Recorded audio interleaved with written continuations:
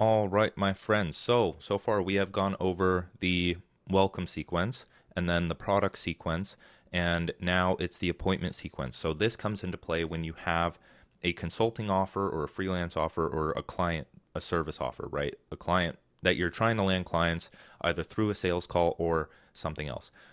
Now, what happened here what happens here is this comes either after your welcome sequence if you don't have a product, right?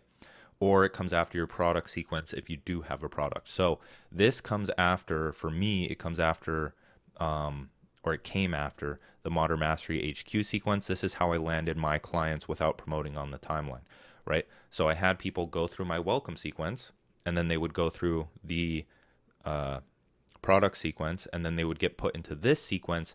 And now the reason I have this here is because of the buyer's journey emails, which we'll talk about in the next section.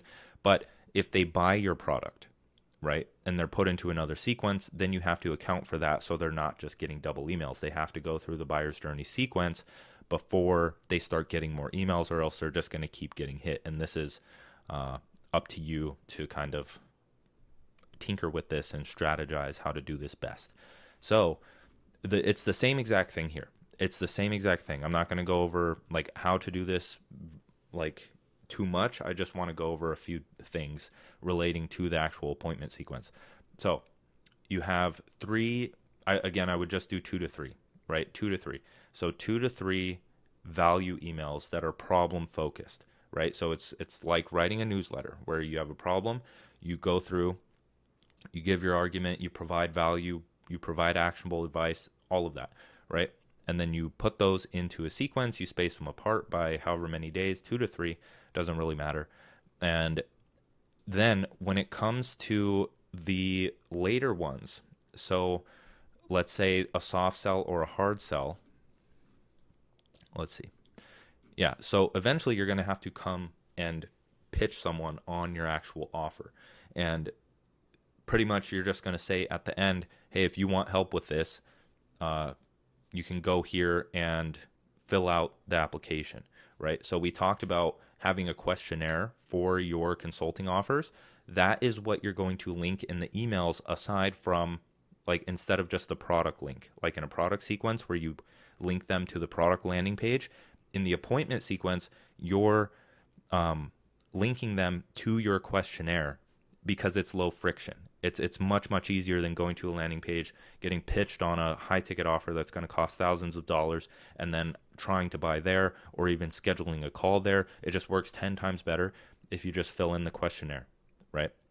Link the questionnaire, tell them that you can help them with XYZ, come up with a promotion, and plug the questionnaire in your email. And then when they fill that out, you can go in and DM them, or you can email them or something else to either ask them more questions or send them a link to your Calendly, right? So this is just an automated way of having people fill out that questionnaire for you, right? And you don't have to be in the DMs plugging people. This is how you start landing clients outside of the DMs, is by automating the sales process. We talk about the sales process.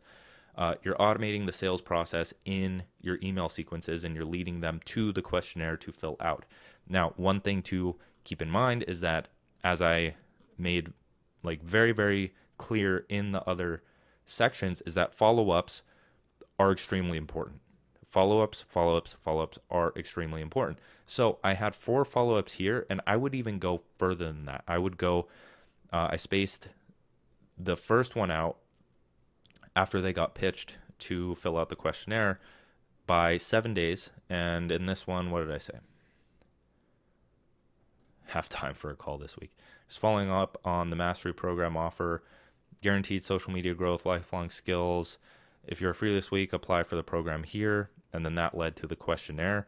This is no pressure chat. Just seeing if I can actually help you get results. If I can't, no problem. Talk soon. So something as simple as that. Like that's really it. And you continue doing that, right? And in the middle, I would remind them of what is actually included in the service, so they know what they're getting pitched on, because you have to be self-aware here. Like, if you were going through the sequence and you got an email almost a month after understanding like what the service actually is, then you're going to have to remind them. So tell them what the service is and then ask them to fill out the questionnaire. And then 21 days later, these are all random numbers. None of this is set in stone. Just play around with it and tinker with it. And yeah, so what I did is I structured it where you get this email 7 days after the value email or the sales email. And then after that, it's 7 days. And then after that, it's 14 days. And after that, it's 21 days. And then you could do like just every month for like 6 months if you wanted to.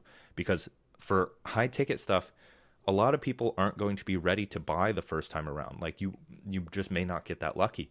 But if you follow up with them for 6 months in a kind way, then you're probably 10 times more likely to land them as a client, right? And not a lot of people are following up in this way, in this automated way, right? So that's what I would recommend. And that's it. It's the same type of sequence, the same process, just in this one, you're following up with them and you're plugging your questionnaire instead of the actual product link, right?